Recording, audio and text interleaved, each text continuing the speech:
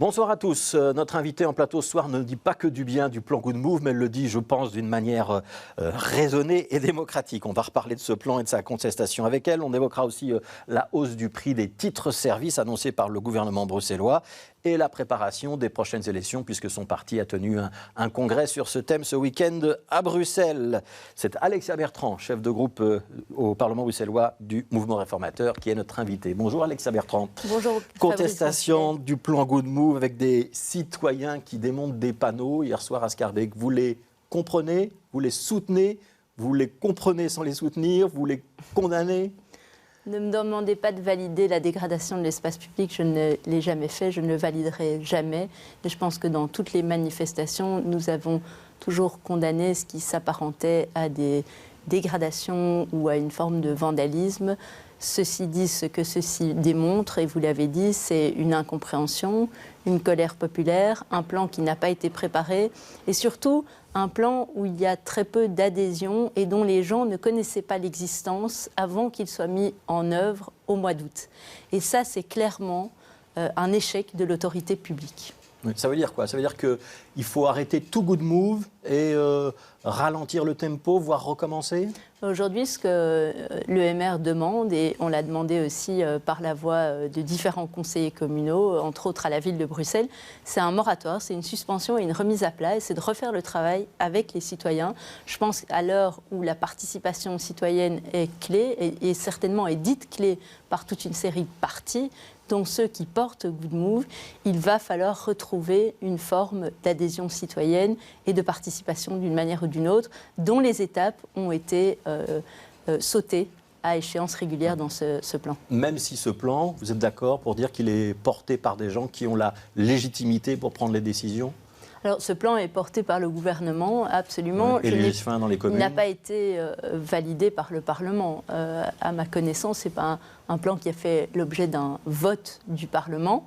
Ce n'est pas nécessaire pour autant. La première version a été adoptée par le Parlement dans la législature précédente, si je ne me trompe pas. Alors, je pense qu'il a été présenté en commission. Je n'ai pas souvenir qu'il ait été voté en plénière.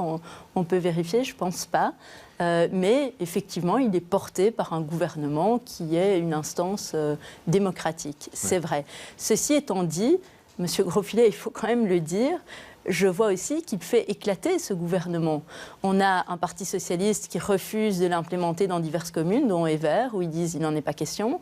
C'est la commune de Ridwan Chahid, qui est le chef de groupe du PS au Parlement bruxellois. Tout à fait, bruxellois. donc pas n'importe qui, le chef de groupe. On a Écolo qui reconnaît qu'il y a une erreur avec les blocs de béton, et puis on a Défi qui est tout à fait éclaté, puisqu'il soutient le plan à Schaerbeek, mais le refuse à Woluwe-Saint-Lambert. Donc vous avez raison de parler d'instance démocratique, mais aujourd'hui, il ne semble même plus y avoir d'unanimité et d'adhésion et de soutien au sein même du gouvernement bruxellois pour le plan. Est-ce que vous appelez à manifester contre Good Move? Parce qu'il y aura probablement d'autres manifestations, peut-être ce soir ou dans les jours à venir. Alors, je pense que les citoyens ont toujours le droit de manifester. Et en tant que démocrate, la manifestation est une façon d'exprimer un désaccord ou un souhait. Et tant que les manifestations se font de manière pacifique, organisée, et dans les limites démocratiques, je n'ai aucun souci C'est pas un avec petit peu la bizarre de voir manifestation. manifester à côté du PTB? Vous êtes habituellement très éloigné. Alors, écoutez, moi, je ne peux pas empêcher le PTB de rejoindre parfois le MR sur certains sujets, tant mieux s'il voit la lumière de temps en temps, mais chacun est libre de défendre ce qu'il souhaite. Alors, je voudrais qu'on parle budget, Alexia Bertrand, puisque l'autre actualité, c'est le débat sur le budget de la région bruxelloise. Il y a toute une série de mesures, dont on a certaines dont on a déjà parlé, accorder la gratuité de la STIB ou plus de 65 ans, par exemple, mais aussi revoir le montant des titres-services à la hausse. Qu'est-ce que vous approuvez, qu'est-ce que vous n'approuvez pas dans ce budget? Alors aujourd'hui, on n'a pas reçu de tableau budgétaire. Donc le débat budgétaire, on ne l'a pas eu.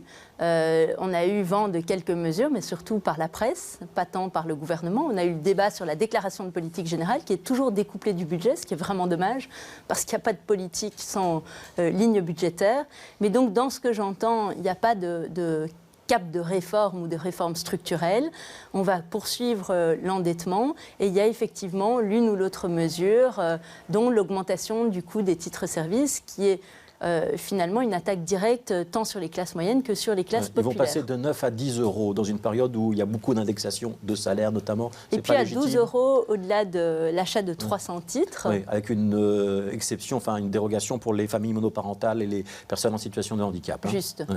Mais donc, je constate qu'en Wallonie, où certains des mêmes partis sont représentés autour de la table, il n'y a pas d'augmentation du prix du titre-service, alors qu'ici, à Bruxelles, où c'est un secteur extrêmement important, et surtout où ça a permis de sortir du noir toute une série de travailleurs, dont beaucoup sont des femmes, il faut quand même le rappeler. Je pense que le chiffre, c'est 98% de femmes. Mais ce n'est pas légitime d'augmenter le prix des titres-services de 9 à 10 euros quand tout augmente et quand c'est pour justement asseoir une sécurité économique au modèle. Écoutez, quand on est face à une crise du pouvoir d'achat comme on la connaît aujourd'hui, c'est quand même compliqué d'expliquer aux citoyens qu'il va indirectement avoir une taxe supplémentaire qui est celle des titres-services qui aide, et vous l'avez rappelé, aussi effectivement toute une série de gens, des familles monoparentales, mais pas uniquement, toute une série de familles à Bruxelles.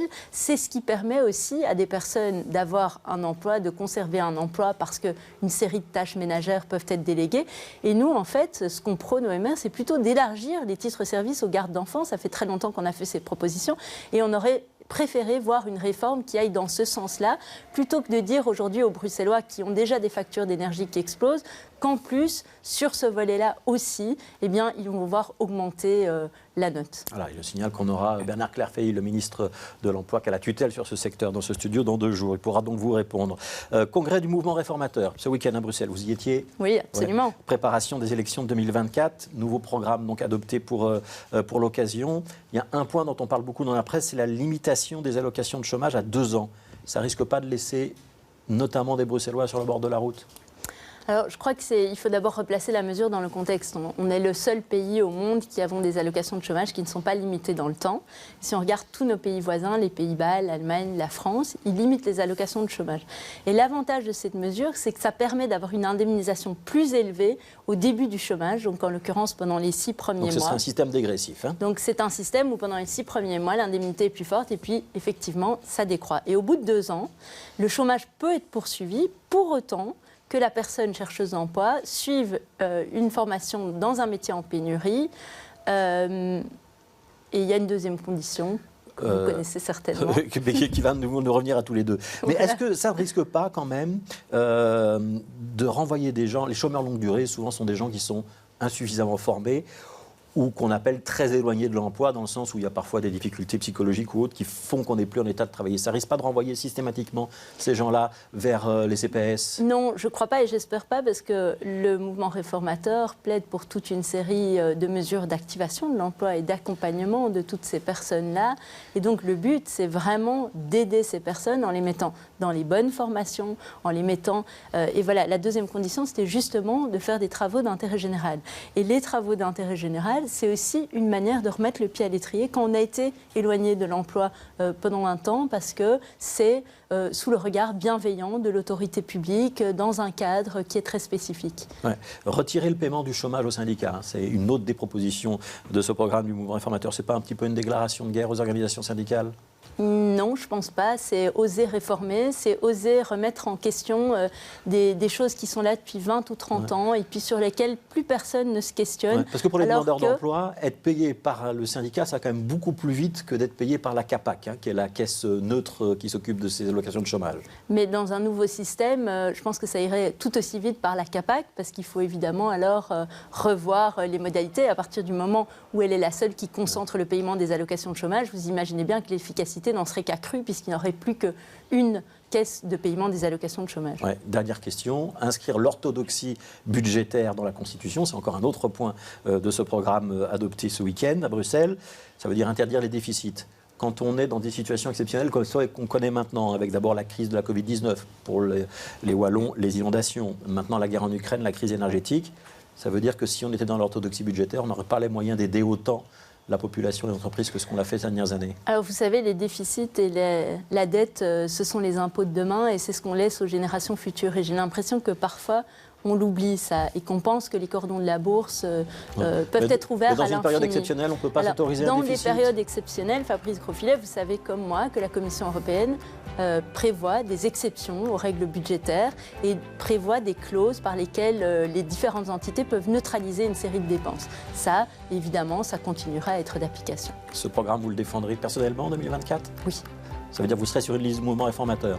Alors, je l'espère, oui. Ouais. Ceux qui ont écrit que vous pourriez rejoindre Jean-Luc Cruc à une éventuelle coalition avec peut-être des filles, les engagés, c'est des élucubrations de journalistes où il n'y a pas de fumée sans feu. Alors, si je peux faire vivre la presse, vous savez, ça me fait toujours plaisir. Ouais. Je vous pose aussi ces questions parce qu'on vous a opposé à David Lester en disant qu'il y avait quand même un petit peu un match entre vous pour la première place de la liste aux élections régionales. Le différend est réglé ou pas encore? Alors, on a toujours travaillé remarquablement bien ensemble. Je pense qu'on est extrêmement complémentaires, que c'est notre force au mouvement réformateur bruxellois et on continuera à travailler ensemble. Vous serez tête de liste ou ce sera lui?